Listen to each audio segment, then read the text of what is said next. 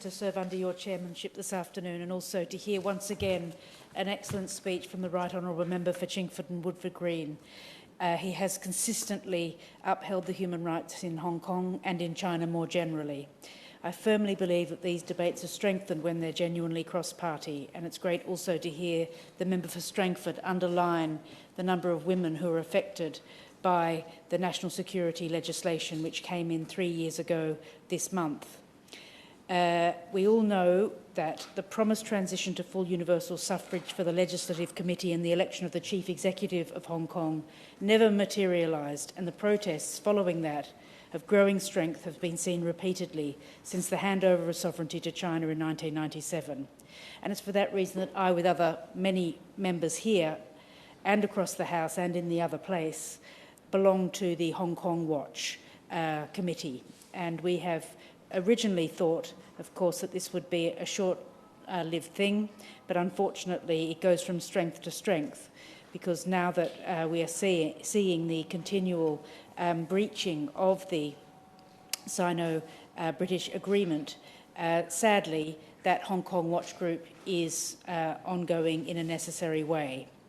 The effects of the national security legislation cannot be overstated, whereas before the Act was passed there was at least a vestige of legal separation between the judicial, security and legal systems of Hong Kong and the Chinese mainland, offering a vital buffer and protection for the people of Hong Kong. That effectively has been erased. The people of Hong Kong now live with the knowledge that their wrongdoing, perceived or otherwise in the eyes of Beijing, can see their deportation and detention in the Chinese mainland and away from the few safeguards of liberty which exist in Hong Kong. Now, many members today have mentioned the case of Jimmy Lai, and I think it's very appropriate that we mention that again as a British citizen, British passport holder, and I wonder if the Minister will comment on this particular case in his remarks. I myself have raised it with the Consul, who is based in Hong Kong, when he was here for a visit a couple of months back, and I was given assurances that there is a consular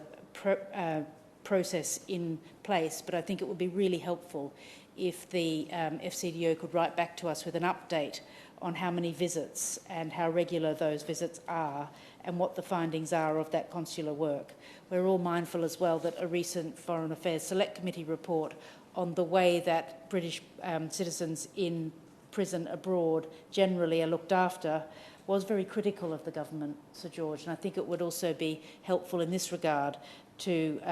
examine more closely exactly the provision which Jimmy Lai, as a prisoner who was simply using his freedom of expression,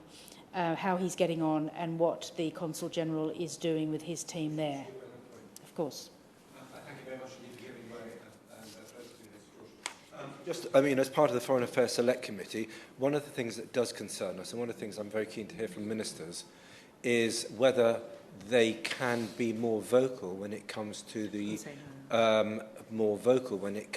speaking out for British prisoners or political prisoners held aboard. Not only the case of Jimmy Lai, but also the case of Vladimir Kara-Murza. Thank you. Before I bring in the Shadow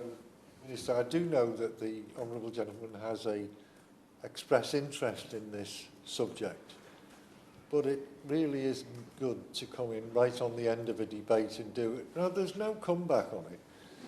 At the end of a debate and do an intervention, not having listened to the debate. Catherine West. Thank you very much, Sir George, and I do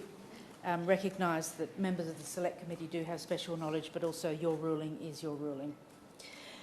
Given this dark backdrop and a noticeable curtailment of their freedoms, again, those which are contained in a legally recognised treaty, it's no surprise that hundreds of thousands of Hong Kongers have fled in recent years, with many now calling the UK home. We welcome them here with open arms, and I'm proud of the part that the Labour Party, particularly the Honourable Member for Wigan, as former Shadow Foreign Secretary, and for Aberraven as my predecessor, played in urging the government to amend the rules governing B&O passports, rightly opening up a pathway for citizenships for B&O passport holders and providing hope for a new life away from China's erosion of Hong Kong's way of life.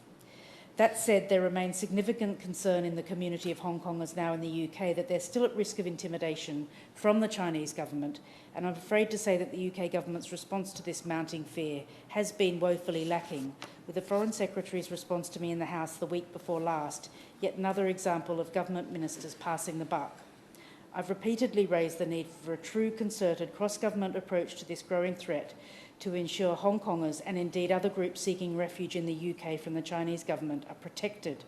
whether they're working or studying or campaigning, and I hope the Minister will address this question in his remarks. That said, while many now make their lives here in the UK, we must give due attention that we should not and indeed cannot turn our backs on those who remain in Hong Kong and consider further erosion of Hong Kong's way of life as a fait accompli. Doing so would turn our backs on British citizens like Jimmy Lai and give carte blanche for further breaches of international law.